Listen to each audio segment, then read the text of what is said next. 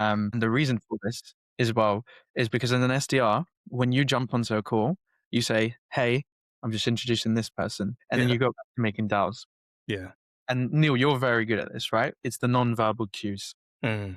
And you used to tell me about this, right? Because I think Tony Robbins says it like energy creates motion, or creates so motion creates energy, or something like that. Yeah. I Yeah. can't remember the specific thing. Yeah. But one of the things I didn't realize was I didn't have any non-verbal cues skills, and it's Mm. because I trained myself for 2 years just to pass things on and not having a full 30-minute conversation where it's focused on. And even doing things like this, like a podcast or something like that, it helps you do that, but Yeah. it still doesn't prepare you for when you're selling. Yeah, that's I what I'd love say. that.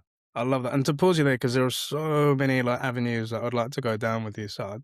But I love what you say of like, even if you think you're like running at a 10, you're probably not at that point yet.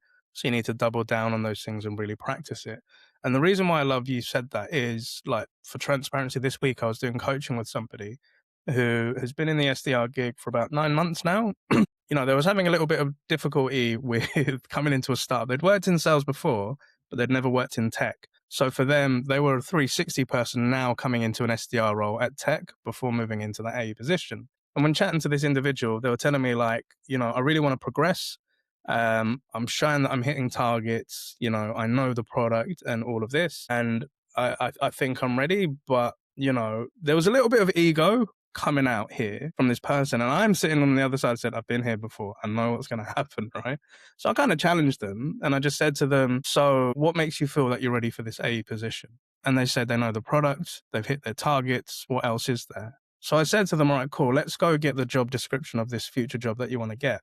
And I said to them, like, what can you do here? And they highlighted. And I said, what haven't you done yet? And there was like a lot of bullet points Yeah. they haven't had. And another bit of feedback was they were told by their VP of sales that one thing that they really need to work on is their networking skills. And I said, what do you mean by that? He said, well, I've been told that I need to speak to the VP of sales more. I need to speak to our CRO. I need to speak to our CTO. I need to speak to the developers. And I'm like, why the hell do I need to speak to those sort of people? And I paused that person for a minute and I just said, all right, you want to be an account executive. Think about on the buyer's side for a minute. How many people do you think in the buyer's company that you're going to have to talk to? And he was like, I don't know, 3 or 4 people. And I was like, maybe up to 11 different people.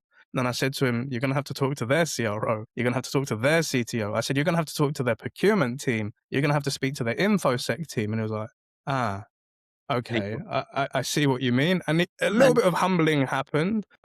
I love how you've said, like, if you think you're there, then you need to double down on these sort of things like discoveries. And to your point, I love that you've said it, that, okay, you were doing like 15-minute calls and then just passing it on to the next person, but then running 30 minutes and then those non-verbal cues as well. yeah, All of this stuff. Because I remember you, when I was coaching you, you was very focused. You knew how to get to that point, but it's what can you do more of? But coming back